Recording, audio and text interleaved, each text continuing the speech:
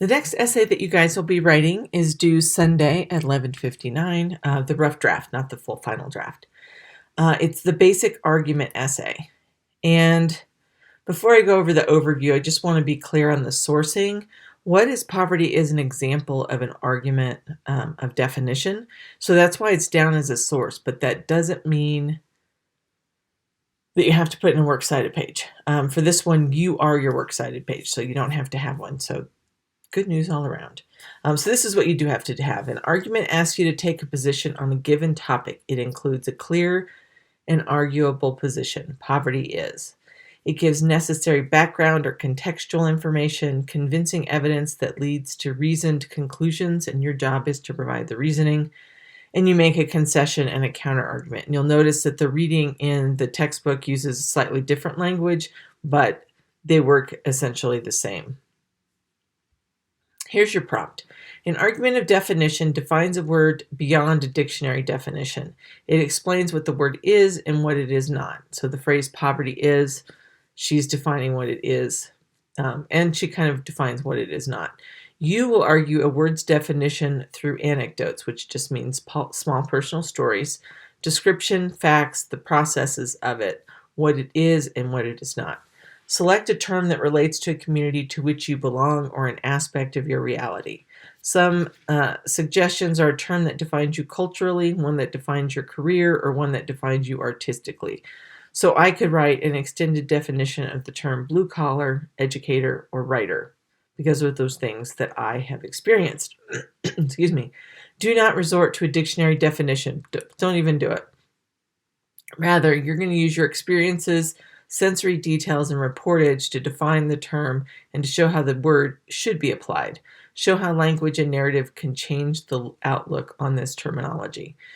So,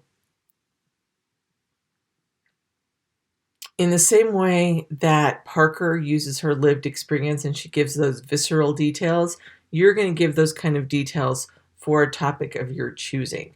Now, you don't have to share anything overly personal. So remember that you will be sharing, we'll do some peer review on this. So make sure that you choose a term that you're willing to let somebody else read about besides myself. Some tips. Select your subject based on your own need to clarify the term. For instance, say you want to clear up any misconceptions about what it means to be a gamer.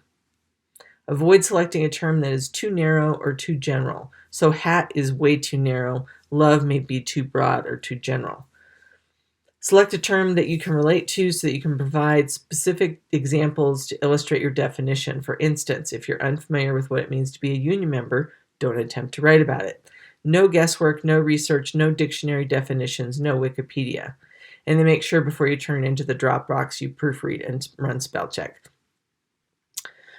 So let me clarify a couple things about what I mean by the definition. So gamer is one of those things that people misunderstand. You're trying to fix a term that people misunderstand. I've had people do what it's like to be a military spouse, what it's like to be retired military. I had a student who talked about what it's like to have a family member with PTSD. So you get to choose what you want to share. It doesn't have to be overly personal. Parker gets pretty down to the nitty-gritty, and most of us aren't comfortable sharing that information.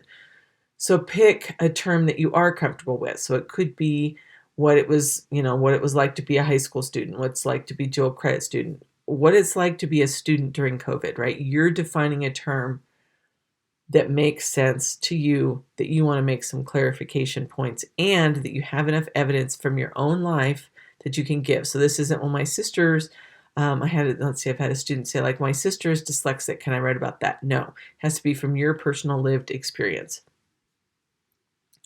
The minimum is 750 words. That runs about 3 pages.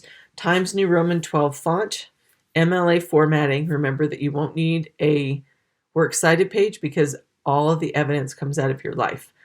You do need to make a concession and a counter argument. So a concession is what Parker does when she says, but you say, what about the health clinics? She's saying, I hear you, reader. You might think that this is something that would help me.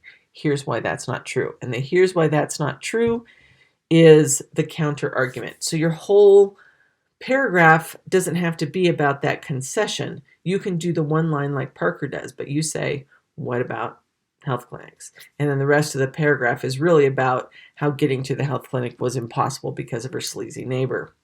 A rough draft is required. There is a separate submission folder. I do not go through your rough drafts. I'm a firm believer that the rough draft is designed to be rough. Like, you shouldn't be thinking that the first draft should be perfect. And part of the process is learning that you have to write a rough draft before you can write a final draft, before you can revise and fix. And next week we'll be working on that revise and fixing the paper. So make sure that the rough draft does get turned in. Here's how you grade it. And these questions here are how you're going to self-edit once you're finished. So it's about organizing is 20% of your grade.